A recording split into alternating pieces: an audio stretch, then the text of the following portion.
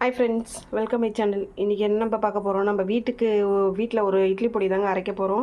அது எதுக்குன்னா கடைக்கு தேவைப்படுது இட்லி பொடியெல்லாம். கஸ்டமர்லாம் இட்லி பொடி கேட்குறாங்க, பொடி போட்ட தோசை கேட்குறாங்க. அதனால் வீட்டிலே ஹோம்மேடாக ஒரு இட்லி பொடி அரைச்சிடலாம் அப்படின்னு சொல்லிட்டு தான். இதில் வந்து மெஷரிங் ஒரு டம்ளர் அளவே எடுத்திருக்கேன் நான்.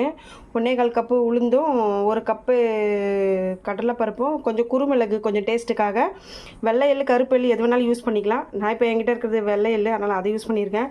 ஒரு 15லேருந்து 20 கவுண்டிங்கில் காஞ்ச மிளகா, 2 காஷ்மீர் மிளகாய் எடுத்துருக்கேன். கொஞ்சம் பெருங்காயம், பூண்டு, கருவேப்பிலை, இது எல்லாமே இப்போ வந்து ஜென்டலாக ஒரு ரோஸ்ட் பண்ணிட்டு வந்துடலாங்க. பொடிக்கு தேவையான எல்லா பொருளையும் ஜென்டலாக நல்லா மைல்டாக வறுத்துட்டு எல்லாமே ரெடி பண்ணி வச்சாச்சுங்க.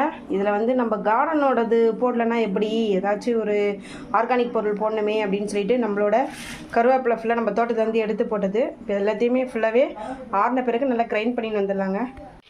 நம்ம அரைச்ச மெஷரிங் அளவில் பருப்புலேருந்து மிளகாலேருந்து எல்லாமே எடுத்ததில் இது வந்து 1/2 கிலோலேருந்து 3/4 கிலோ வரைக்கும் வரும்னு நினைக்கிறேன். இந்த பொடி அழகாக ஒரு 2 மந்த்ஸ் வரைக்கும் அழகாக வச்சுக்கலாங்க. பொடி சூப்பராக வாசமாக இருக்குது பொடி. நீங்களே ட்ரை பண்ணி பாருங்கள்.